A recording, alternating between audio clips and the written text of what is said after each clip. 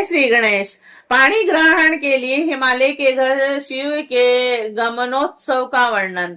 ब्रह्मा जी बोले, तदंतर शैलराज ने प्रसन्नता पूर्वक बड़े उत्साह से वेद मंत्रों के द्वारा शिवा एवं शिव की उपनयन संस्कार संपन्न कराया। तदंतर विष्णु आदि देवताओं एवं मुनियों ने हिमालय के द्वारा प्रार्थना किए जाने पर उनके घर के भीतर प्रवेश किया और उन लोगों ने लोक तथा वेद रीति को यथार्थ रूप से संपन्न कर शिव के द्वारा दिए गए आभूषणों से पार्वती को अलंकृत किया और सखियों और ब्राह्मणों की पत्नियों ने पहले पार्वती को स्नान कराकर पुनः सभी प्रकार से सजाकर उनकी आरती उतारी।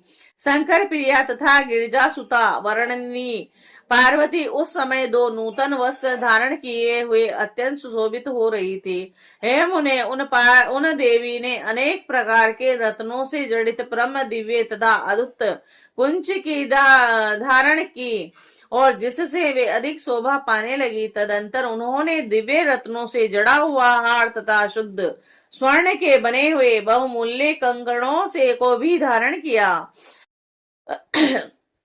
तीनों जगत को उत्पन्न करने वाली तथा महाशैल की कन्या सौभाग्यवती वह पार्वती मन में शिव जी का ध्यान करते हुए वहीं पर बैठी हुई अत्यंत सुशोभित होने लगी। उस समय दोनों पक्षों में आनंददायक महान उत्सव हुआ और उभय पक्ष में नाना प्रकार के अवर्णीय दान ब्राह्मणों को दिए गए और इसी प्रकार लोगों को भी अनेक प्रकार के दान दिए गए और वहां उत्सव पूर्वक गीत वाद और विनोद संपन्न हुए। तब में ब्राह्मण, विष्णु, इंद्र आदि सभी देवगण तथा सभी मुनि लोग बड़ी प्रसन्नता के साथ आनंद पूर्वक उत्सव मनाकर भक्ति पूर्वक पार्वती को प्रणाम कर तथा शिव के चरण कमलों का ध्यान कर हिमालय की आज्ञा प्राप्त करके अपने अपने स्थान पर बैठ गए। और इसी समय यहाँ ज्योतिष शास्त्र के पारंगत विद्वान गर्गाचार्य उन गिरिराज हिमालय से यह वचन कहने लगे। गर्गाचार्य जी बोले कि हे हिमालय, हे धराधीश, हे स्वामीन, हे काली के पिता, हे प्रभु, अब आप पाणी ग्रहण के निर्मित शिव जी को अपने घर पर ले आइए। ब्रह्मा जी बोले, तत्पश्चात गर्गाचार्य जी के द्वारा निर्देश किए गए कन्यादान के लिए उचित समय को जानकर हिमालय मन में अत्यंत प्रसन्न हुए और हिमालय ने आनंदित होकर उसी समय पर्वतों, द्विजों तथा अन्य लोगों को भी अत्यंत प्रेम के साथ शिव जी को बुलाने की इच्छा से भेजा और वह पर्वत तथा ब्राह्मण हाथों में सभी मांगलिक वस्तुएं लेकर महान उत्सव करते हुए प्रेम पूर्वक वहां गए जहां भगवान महेश्वर थे। और उस समय गीत नृत्य सहित वाद ध्वनि तथा वेद ध्वनि से महान उत्सव होने लगा। वादों के शब्द को सुनकर शंकर जी के सभी सेवक, देवता, ऋषि तथा गण आनंदित होकर एक साथ ही उठ खड़े हुए और वे हर्ष से परिपूर्ण होकर परस्पर कहने लगे, शिव जी को बुलाने की इच्छा से गिरिराज के द्वारा भेजे गए पर्वत यहाँ आ रहे हैं और निश्चय ही पाणी ग्रहण का काल शीघ्र उपस्थित हो गया है। अतः सभी का महाभाग्य उपस्थित हो गया है और ऐसा हम लोग मानते हैं। हम लोग विशेष रूप से धन्य हैं क्योंकि हम लोग संसार के मंगलों के यस्ताव स्वरूप शिवा और शिव के विवाह को अत्यंत प्रेम से देखेंगे। ब्रह्मा जी बोले, जब आदर पूर्वक उनका यह संवाद हो रहा था उसी समय गिरिराज के सभी मंत्री वहां आ गए और उन लोगों ने जा करके विष्णु आदि तथा शंकर से प्रार्थना की, कन्यादान का उचित समय उपस्थित हो गया है, अब आप लोग चले। यह सुनकर वह विष्णु आदि सभी देवता मन ही मन अत्यंत प्रसन्न हुए और जोर जोर से गिरिराज हिमालय की जय जयकार के नारे लगाने लगे।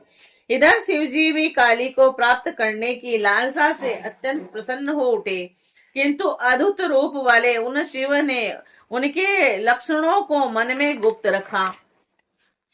इसके उपरांत लोक पर कृपा करने वाले शूलधारी ने परम प्रसन्न होकर मांगलिक द्रव्यों से युक्त जल से स्नान किया और सभी लोकपालों ने स्नान किए हुए तथा सुंदर वस्त्रों से युक्त उन शिव को चारों ओर से घेर कर उनकी सेवा की तथा उन्हें वृक्ष के स्कंद पर बैठाया और इसके बाद प्रभु को आगे करके सभी लोग हिमालय के घर की ओर चल पड़े।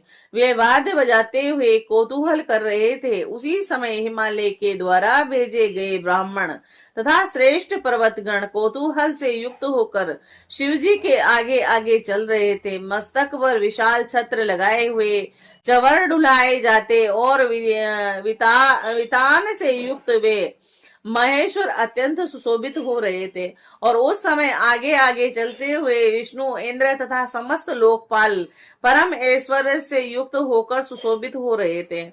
उस महोत्सव में शंख भेरिया नगाड़े बड़े बड़े ढोल तथा गोमुख आदि बाजे बार बार बज रहे थे और सभी गायक भी मंगल गीत गा रहे थे और तथा तभी नर्तकियां अनेक प्रकार के तालों के साथ नाच रही थी। उस समय इन सभी के साथ जगत के एकमात्र बंधु शिव परम तेज से युक्त होकर समस्त हर्षित सुरेश्वरों के साथ सेवित होते हुए तथा अपने ऊपर पुष्प विकिरण किए जाते हुए चल रहे थे।